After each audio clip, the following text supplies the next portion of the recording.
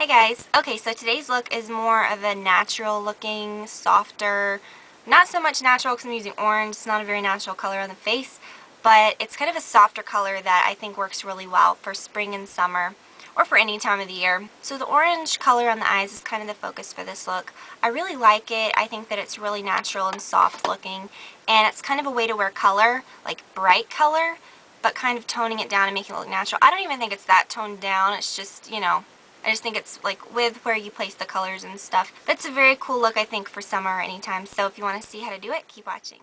Alright, first we're going to apply a base that's going to prevent creasing. I like to use the MAC paint in Bare Canvas. It's my very, very favorite base to use when I want something that's going to even out my skin tone a little, but also is going to prevent creasing. Paint pots aren't as great at preventing creasing. I still love them, but you need to apply something under them, like Urban Decay Primer Potion or something. Now, if you really want to prevent creasing, don't apply so much to the crease. You can kind of see that I applied it to my lid, skipped over the crease a little bit, and now I'm applying it to my brow bone. Use whatever's left on your finger and pat that into the crease rather than just applying the product straight into there. You can skip this step if you want, but I really want my lid to kind of match the color I'm going to put over it to add even more intensity when I do go to add my eyeshadow. So I'm going to use my MAC Shade Stick in Lemon Chiffon. It's part of that Sugar Sweet collection. For shade sticks, I apply them to my finger like this and then apply them rather than applying them straight out of the container. I think it's a little easier. Makes the color go on a little better, I think. And it prevents tugging. For my lid color, I'm going to use rice paper. Rice paper I kind of consider a highlight shade.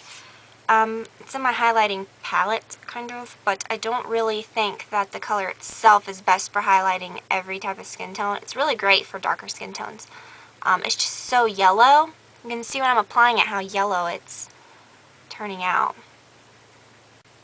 So I'm just dabbing that over, just to my lid area only. Okay, also I'm going to go ahead and apply my white eyeliner to my inner corner and just kind of star it out a little bit. This just kind of makes your eyes look a little brighter, makes you look a little bit more awake. Right, either with your finger or a brush. This is a MAC 239 brush, just kind of blend that out. Then take that same brush and a little bit of vanilla eyeshadow or any kind of, more matte highlighting shade and just tap that right over that color. You probably wouldn't want to use something so shimmery for this because you definitely don't want this look to get too frosted looking. Alright, now for the orange. The first color I'm going to apply is going to be a lighter orange. This is Samoa Silk, and I'm going to use a MAC 224 brush for this. This is one of my fluffier crease brushes. Get the color right on the tips of the brush and just apply that to the crease area. I'm not going too far down on the lid or into the crease. I'm just kind of applying it to this upper area of the crease, kind of to the underside of my brow bone, and blending it upward.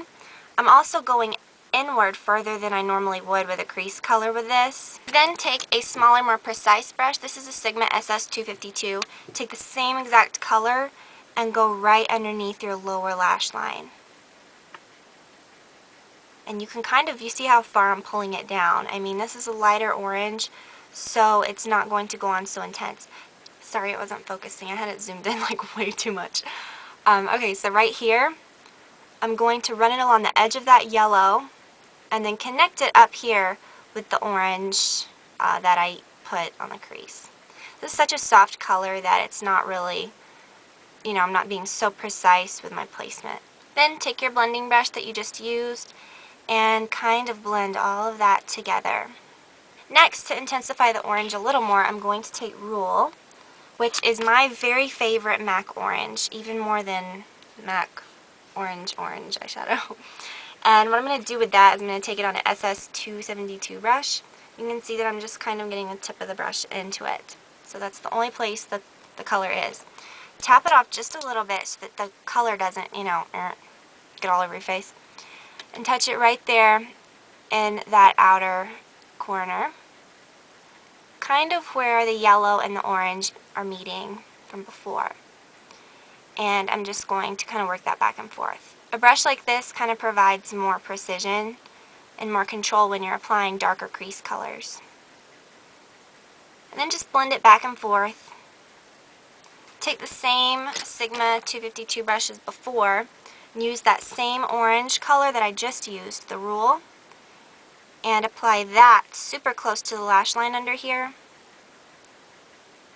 Okay, then I'm going to take vanilla eyeshadow again on a larger kind of flatter brush.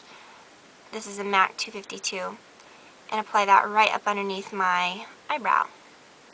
Okay, eyeliner for this is going to be super simple. I'm going to use my Stila Eye Kaujal, and for this you can kind of see that there's nothing too dramatic with the liner, but if you would apply something like a cream liner or a liquid liner, it could kind of start looking too intense with these brighter, lighter colors. So I'm just going to apply this to this outer half of my waterline.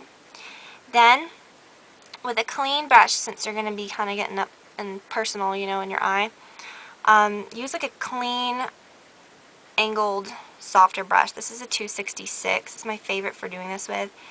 And kind of just pull the color down into your lashes, or into your lash line. And you should pick up quite a bit of this on the brush and just kind of work it in. Kind of makes for a softer application. Then I don't want to apply anything really to my upper lash line that's going to be too intense. So I'm just going to take this brush and this eyeliner, and I'm going to actually just, you know, get some of this on there, because this is such a creamy eye pencil. I mean, if you've used this, you know it's probably unlike anything that you've ever used. It's really, really good stuff. And I'm just going to focus that really super close to the lash line. And you can see that this kind of makes a thinner application, it looks softer. Right then I'm going to use my Be Luscious lashes. This is from that Be Royal website I talked about. This is really, really good stuff. I've been using it like every day since I got it, and it's amazing. I mean, you can already see what a difference it makes.